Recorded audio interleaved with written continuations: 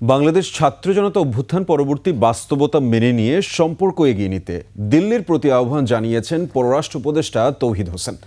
বাংলাদেশ ভারত সম্পর্ক নির্দিষ্ট সরকার কেন্দ্রিক হওয়া উচিত নয় বলেও মন্তব্য করেন।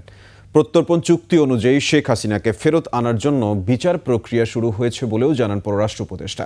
বলেন, এপ্রিলে বিমস্টেক সম্মেলনে দু দেশের সরকার প্রধানের বৈঠকের সম্ভাবনা রয়েছে। বিস্তারিত দুলি মল্লিকের ডেস্ক রিপোর্টে। ছাত্র জনতার অভ্যুত্থানে ক্ষমতাচ্যুত হয়ে আগস্টে ভারতে পালিয়ে যান শেখ হাসিনা। এরপর থেকেই বাংলাদেশ ও ভারতের সম্পর্কে টানাপোড়েন শুরু। তবে এই অনিশ্চয়তার সম্পর্ক চায় না বাংলাদেশ। সোমবার ওমানের মাস্কাটে ৮ম ভারত মহাসাগরীয় সম্মেলনের ফাঁকে ভারতীয় সংবাদ মাধ্যম ইওনকে দেয়া সাক্ষাৎকারে পররাষ্ট্র উপদেষ্টা তৌহিদ হোসেন এমনটাই জানান। বলেন, ছাত্র জনতার অভ্যুত্থান পরবর্তী বাস্তবতা মেনে নেয় দুদেশের সম্পর্কের জন্য ইতিবাচক হবে। The change that took place in July, August threw up some uncertainties about the relations. Let us accept the reality that what has happened, follow each other's requirements and go ahead with improving relations. একই দিন ভারতীয় সংবাদ মাধ্যম the হিন্দুকে দেওয়া সাক্ষাৎকারে বাংলাদেশ ও ভারত সম্পর্ক নির্দিষ্ট সরকার কেন্দ্রিক হওয়া উচিত নয় বলেও মন্তব্য করেন তৌহিদ হোসেন।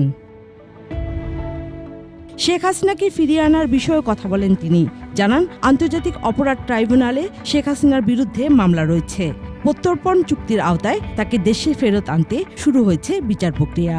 এ সময় ভারতে থাকাকালে শেখ হাসিনা যাতে কোনো উত্তেজনা সৃষ্টিকারী ও মিথ্যা বক্তব্য না দেন সেজন্য বিধিনিষেধ আরোপের অনুরোধ জানান তৌহিদ হোসেন।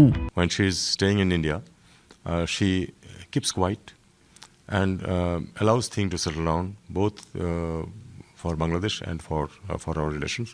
বাংলাদেশের সঙ্গে পাকিস্তানের বর্তমান সম্পর্ক নিয়ে প্রশ্নের জবাবে নিরাপত্তা ইস্যুতে ভারতের উদ্বিগ্ন হওয়ার কিছু নেই বলে আশ্বস্ত করেন উপদেষ্টা।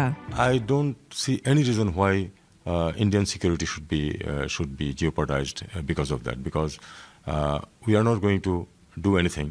ভারতের প্রধানমন্ত্রী নরেন্দ্র মোদী ও মার্কিন প্রেসিডেন্ট ডোনাল্ড ট্রাম্পের সাক্ষাতের বিষয়টি ভারতের একান্ত ব্যাপার উল্লেখ করে বাংলাদেশ ট্রাম্পের নীতির সঙ্গে মানিয়ে চলার চেষ্টা করবে বলে জানান। If there is any change in US policy, we will of course try to adjust to that and ensure that the maximum benefits we can derive out of that relation. এপ্রিলে থাইল্যান্ডে অনুষ্ঠিত হতে যাওয়া বিমস্টেক সম্মেলনে ইউনুস মোদির বৈঠকের সম্ভাবনা নিয়েও কথা বলেন। So there is an opportunity for the two of them to meet. এছাড়া সাক্ষাৎকারে সংখ্যালঘু ইস্যু, সীমান্ত হত্যা ও আদানি বিদ্যুৎ প্রকল্প নিয়েও কথা বলেন পররাষ্ট্র উপদেষ্টা। দুলি মল্লিক, ডেস্ক রিপোর্ট, ২১ টেলিভিশন।